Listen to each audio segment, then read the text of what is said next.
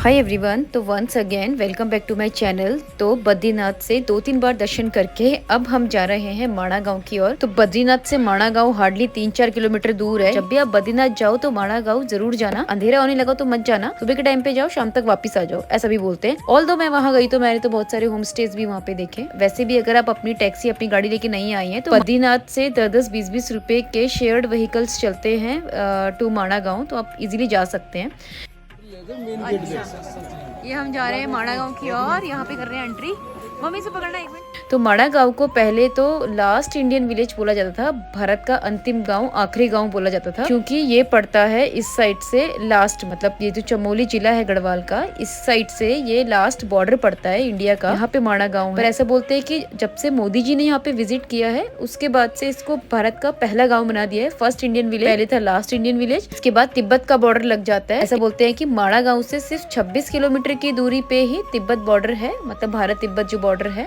तो last Indian village है। इसके बाद ग्लेशियर से तो ठंडा भी काफी है यहाँ पे। और ऐसे बोलते हैं करीबन 500-550 घर यहाँ पे हैं। बट यहाँ के जो लोकल लोग होते हैं ना माणा गांव के, वो सिर्फ गर्मियों में यहाँ रहते हैं, सर्दियों में वो नीचे की ओर चले जाते हैं। कोई लोग देवप्रयाग, कोई लोग जोशीमठ, कोई लोग गोपेश्वर की ओर चले जाते हैं। सबके अपने अपने घर हैं अलग जगहों में भी, अपार्ट फ्रॉम दिस प्लेस।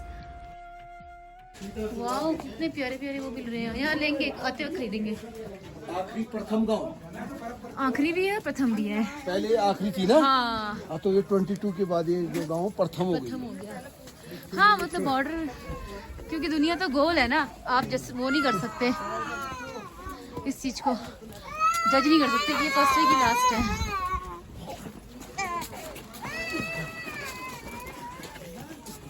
माणा में कौन क्या लोग रहते हैं? भूटिया लोग हैं। अच्छा, गढ़वाली नहीं है? गढ़वाल नहीं है तो भूटिया से होते गढ़वाली हैं।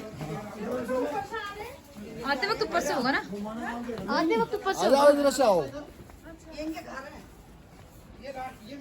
आ जाओ।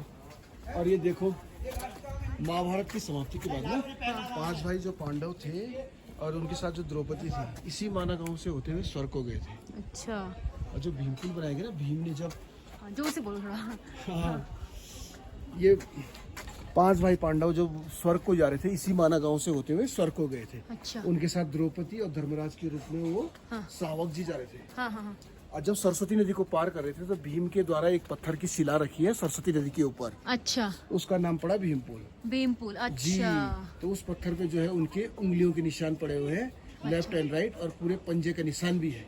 तब से अभी तक निशान है? बिल्कुल पड़े हुए हैं, बिल्कुल ऐसे गड्ढे के जैसे हाथ के निशान होते हैं ना, वैसे बिल्कुल नेचुरली बने हुए हैं उसमें।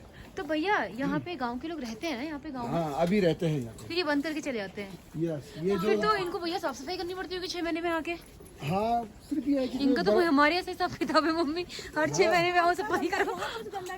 हाँ, बट ये यहाँ पोल्यूशन नहीं है, साफ है। ये देखो, बर्फ की वजह से खाली पेंट गिरता है। यहाँ तो बर्फ पड़ती है इस लेवल तक? यहाँ कोई धूल धाल नहीं होती होगी। अरे ये ऐसा है ना कि ये गलियां जो है पूरी बर्फ से भर जाती है। 10, हाँ, तो बर्फ पड़ती होगी ना। 10-12 फीट में, हाँ। अब कुछ दिनों बाद तो बर्फ पड़नी शुरू हो जाएगी ना यहाँ। बिल्कुल। अब इस महीने तो ये है कि दिवाली से 1-2 दिन पहले बर्फ पड़ती है। वही ना। और ये जो माना गांव है, ये देखो पुराना घर कितना अच्छा लग रहा है। ये प्राचीन घर 6 मंथ के लिए ओपन रहता है। हाँ। और 6 तो इनका वो क्या अर्निंग क्या है, मतलब इनका रोजगार, रोजी रोटी क्या है? मतलब ये यहाँ क्योंकि घर तो बहुत अच्छे अच्छे बने हुए हैं यहाँ पे। हाँ, आलू की खेती है। अच्छा, आलू की खेती होती है? आलू की खेती होती है और हैंडमेड प्रोडक्ट। हैंडमेड और प्रोडक्ट। ये है कि पर्यटन। अच्छा, पर्यटन। हैंडमेड प्रोडक्ट है ना, वहाँ 6 महीने वहाँ बनाते हैं और यहाँ पे आके बेचते हैं। अच्छा, और यहाँ पे ये होम स्टे मतलब होटल भी है क्या? बिल्कुल है यहाँ। अच्छा, रह भी सकते हैं, रुक भी सकते बिल्कुल हैं? रह सकते हैं। अच्छा जी। और जो हमारे इष्ट देवता है श्री घंटाकरण जी। क्या है इस देखो? इष्ट देवता है श्री घंटाकरण जी। अच्छा, घंटाकरण। जो बद्री विशाल जी के क्षेत्रपाल हैं, अच्छा अच्छा। उनकी पूजा करने के लिए हम यहाँ पे आते हैं। अच्छा, 6 महीने। क्षेत्रपाल। ये सामने ये मंदिर बंद रहता है? नहीं, ओपन है इस तरह देखो। अच्छा, सिर्फ जो घंटाकरण है- महावीर। सिर्फ जो है कि जो टूरिस्ट है ना, हाँ। वो नहीं जा सकते अंदर। अच्छा अच्छा। आप देखिए दर्शन कीजिए। तो यहाँ पे आईटीबीपी रहती है या कौन सी आर्मी रहती नहीं, है? दोनों रहती है, आईटीबीपी और आर्मी दोनों रहती है। अच्छा, यहाँ पे आईटीबीपी आर्मी दोनों रहती है। ओके। और वो सामने ना देखो मंदिर दिख गया, आप देखो माता जी।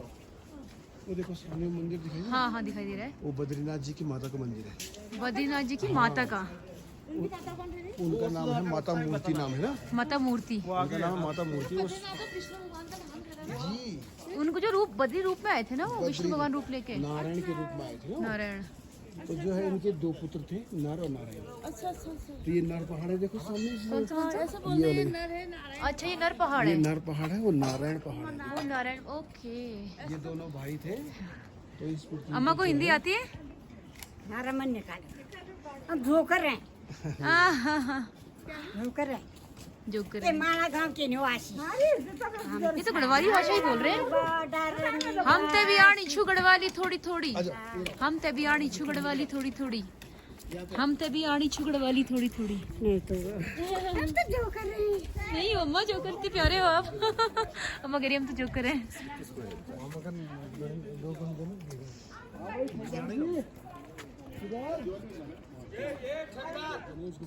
तो ये अम्मा जी बेच रही हैं टोपियाँ और बड़ी अच्छी है, रीजनेबल प्राइस में है, चाय की दुकान है। तो हमें अच्छी लग रही है। हाँ कौन सी लेनी है? ये लेनी है मम्मी, ये लेनी है। ये तो लंबी लग रही है, मेरे को ये ठीक लग रही है। अम्मा जी ने हाथ से बोली है। हाँ हाँ हाँ ये भी हाथ से। हाँ, मतलब वो लंबी है, कान ढके रहेंगे ना, ये पूरे सर में नहीं आ रही ना। गरम है वो अब गर्म तो कौन सा बकला है? अरे बढ़िया है। मम्मी, ये लेती हैं? हाँ, अकेली है, अम्मा का घर खाना ये है। पीना बना लेती है। अम्मा के बेटे साइंटिस्ट है, मैंने सुना। तीक गया। तो ऐसा बोलते थे कि पहले टाइम पे, बहुत पहले, शायद तिब्बत से काफी लेन देन या व्यापार या बिजनेस हुआ करता था इंडिया और तिब्बत का, यहाँ से माणा गांव से। और माणा गांव बहुत फेमस है अपनी चीजों के लिए, जैसे माता मूर्ति का यहाँ मंदिर है, मतलब नर और नारायण जो विष्णु जी का रूप लेके पैदा हुए थे, तो उनकी माता का मंदिर है यहाँ पे। हर साल यहाँ पे काफी बड़ा मेला लगता है, अभी हमारे गाइड बताएंगे सब कुछ। और ऐसे बोलते हैं कि एक छोटी सी गुफा भी है माणा गाँव में, जिसको बोलते हैं व्यास गुफा। वेद व्यास जी ने इसी गुफा में बैठ के महाभारत लिखी। और ऐसा कहते हैं कि एक और गुफा है जिसको गणेश गुफा बोलते हैं। और हमारे गाइड बता रहे थे कि ना ये जो पहाड़ दिख रहे हैं, अभी तो इसमें कुछ नहीं है, ना पेड़ है, ना पौधे हैं, ना बर्फ है, बट ये ऑलवेज ना बर्फ से ढके रहते थे। तो ग्लोबल वार्मिंग की वजह से सब कुछ खत्म सा हो गया है। और ये देखो, ये जो ग्रीन सी नदी दिख रही है ना, ये है सरस्वती रिवर। थोड़ी देर में मैं आपको सरस्वती नदी का ओरिजिन दिखाऊंगी, कैसे शोर करता हुआ दूध सा पानी आता है। तो रिलीजियसली भी इसके पीछे कहानी है। और ऐसा बोलते हैं यही सरस्वती नदी है जो इलाहाबाद संगम में निकलती है। यहाँ पे ये लुप्त हो जाती है, संगम में ही निकलती है। तो ऐसा पता नहीं क्यों बोलते हैं, बट लुप्त तो ये मुझे होती नहीं दिख रही है, क्योंकि ये आ रही है नदी प्रॉपर, और ये उधर से आ रही है अलकनंदा, और यहाँ पे संगम है अलकनंदा और सरस्वती का। वैसे मैंने अभी तक देखा कि जहाँ जहाँ भी प्रयाग है, जहाँ जहाँ भी नदियों का संगम है, वहाँ पे एक मंदिर है और काफी बड़ा उसको प्रयाग माना गया है। और इसको बोलते हैं केशव प्रयाग। हमारे गाइड अभी बताएंगे सब कुछ। पता नहीं ये एक ऐसा प्रयाग है, संगम है सरस्वती नदी और अलकनंदा का। इस प्रयाग में कोई मंदिर भी नहीं है और इसकी ऐसी कोई बहुत बड़ी मान्यता भी नहीं है, पता नहीं क्यों। किसी को पता हो तो प्लीज कॉमेंट सेक्शन में मुझे जरूर बताइएगा। नहीं मगर मेरे को एक चीज भी समझ में नहीं आई, सरस्वती अगर यहाँ से मिल के अलकनंदा के साथ मिल गई तो फिर सरस्वती कहाँ रही? वो तो पूरी अलकनंदा ही तो है पूरी, यहाँ से देवप्रयाग तक ये अलकनंदा ही है।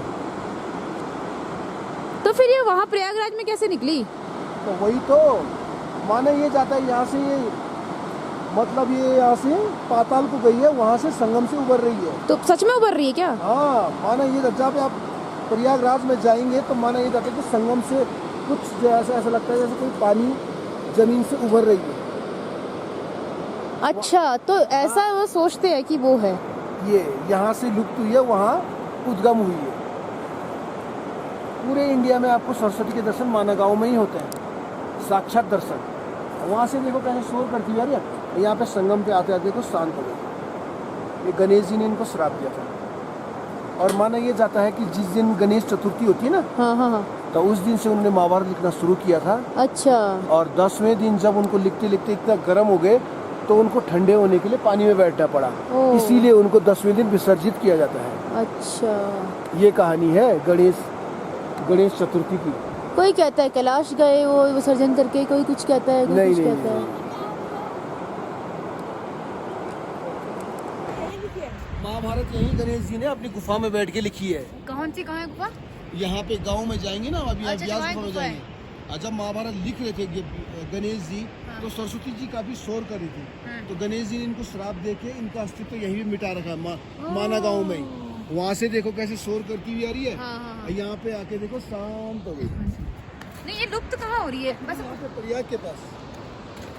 तो ये है, मतलब ये है कि मतलब सरस्वती का जो है गणेश जी ने श्राप देके यहाँ पे अस्तित्व मिटा दे। इसके बाद ये जो पूरी नदी का नाम है अलकनंदा ही है। हाँ, ये सरस्वती नदी है और ये आ रही है ऊपर से अलकनंदा। और यहाँ पे इनका प्रयाग है, यहाँ पे इनका कॉन्फ्लुएंस है, संगम। इसको बोलते हैं केशव प्रयाग। केशव प्रयाग।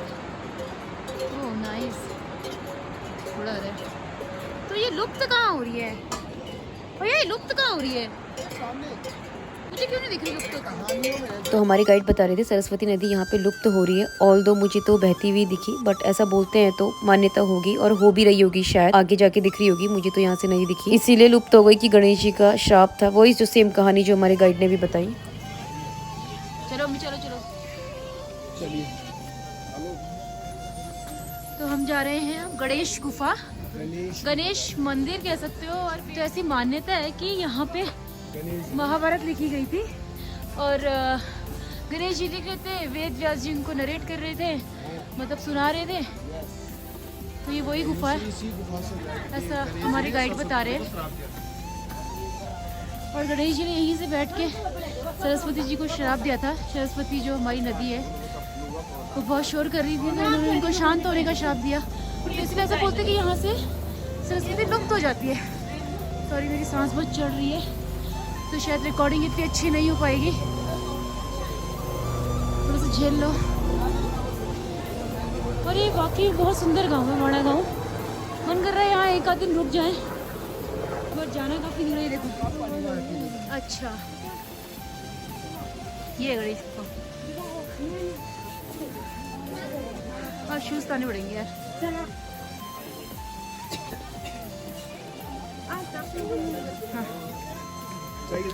तो यही है गणेश गुफा, जहाँ पे बैठ के बोलते हैं गणेश जी ने महाभारत लिखी थी और व्यास जी ने नरेट की थी। पूरी गुफा का एक राउंड लेते हैं, परिक्रमा सी करते हैं। यहाँ पे दिया भी जला रखा है। तो पुरानी कहानियां हैं, मान्यताएं हैं।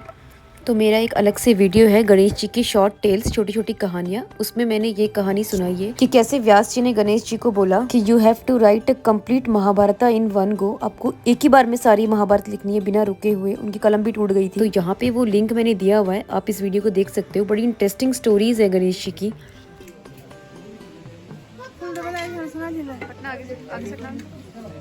तो ये थी गणेश गुफा और ऐसे बोलते हैं यहाँ से माड़ा गांव से 5 किलोमीटर का ट्रैक है। 5 किलोमीटर आगे है एक वासुधरा फॉल्स। तो ऐसा बोलते हैं कि वो वासुधरा फॉल्स में ना बड़ा सा झरना है और वो झरने का पानी सिर्फ अच्छे लोगों के ऊपर गिरता है। जो पापी होगा ना, वो झरने का पानी उसके ऊपर नहीं गिरेगा, बाकी सब लोगों के ऊपर गिरेगा। बस जिसके अच्छे कर्म होंगे उन्हीं के ऊपर गिरेगा, बाकी के ऊपर नहीं गिरेगा। तो ऐसा मैंने सुना है।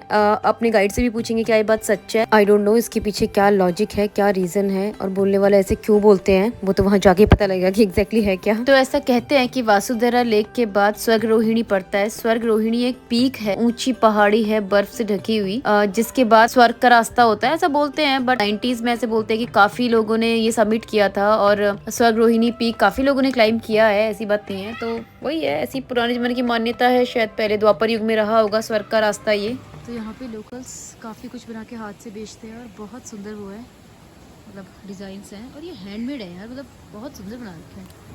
तो माड़ा गांव में आपको हर थोड़ी दूरी में ऐसे ऐसे हैंडमेड प्रोडक्ट्स देखने को मिलेंगे। तो माड़ा गांव के जो निवासी हैं वो 6 महीने यहाँ रहते, 6 महीने अपनी अपनी जगहों में, चाहे वो जोशी मठ चाहे कहीं भी है। तो ऐसा बोलते हैं कि बाकी के 6 महीने जब वो माड़ा गांव से बाहर रहते हैं तो वो ये सब हाथ से बुनते हैं। तो ये भी एक स्वरोजगार को बढ़ावा देना है। तो आप भी जब भी यहाँ आओ तो कुछ ना कुछ इन लोगों से जरूर खरीदिएगा। जैसे कोई पहाड़ी होती है तो अपने आप पता चल जाता है कि हैंडमेड क्या है। हाँ, नहीं सही बात है। ये कैसे पानी है? ये साफ पानी है, पर ठीक नहीं है। ऐसे साफ होगा धारों का। नहीं, साफ पानी ले लेना। यहाँ मानसरोवर का पानी भी आता है, कैलाश मानसरोवर का पानी है जो तिब्बत से आ रहा है, वहाँ का पानी आता है यहाँ। अच्छा लगा माना, है ना, सुंदर लगा है यार। चौखंबा दिख रही है यहाँ से, कितनी हाइट पे है? ओ सॉरी, तुंगनाथ से भी दिखता है। अच्छा, केदारनाथ से 2 खंबे और दिखते हैं ना? इसके पीछे ही केदारनाथ है। हाँ, अच्छा, किसके पीछे बोला? रुको, इसके पीछे के बद्रीनाथ के पीछे। अच्छा। तो माड़ा गांव वाकई में बहुत सुंदर गांव है विद 0 पोल्यूशन और अच्छा लगा यहाँ पे आके। पर इस वीडियो को अभी इतना ही रखते हैं, बाकी सब चीजें देखेंगे नेक्स्ट वीडियो में, अदरवाइज ये वीडियो बहुत लंबा हो जाएगा। तो अभी नेक्स्ट वीडियो में बहुत अच्छी अच्छी चीजें आने वाली है, सरस्वती नदी का ओरिजिन, व्यास गुफा और भी बहुत कुछ। तो thank you so much for watching and listening. Stay connected. बखरों की टोली इकट्ठी होने लगे, गुरु बखरों की टोली इकट्ठी होने लगे।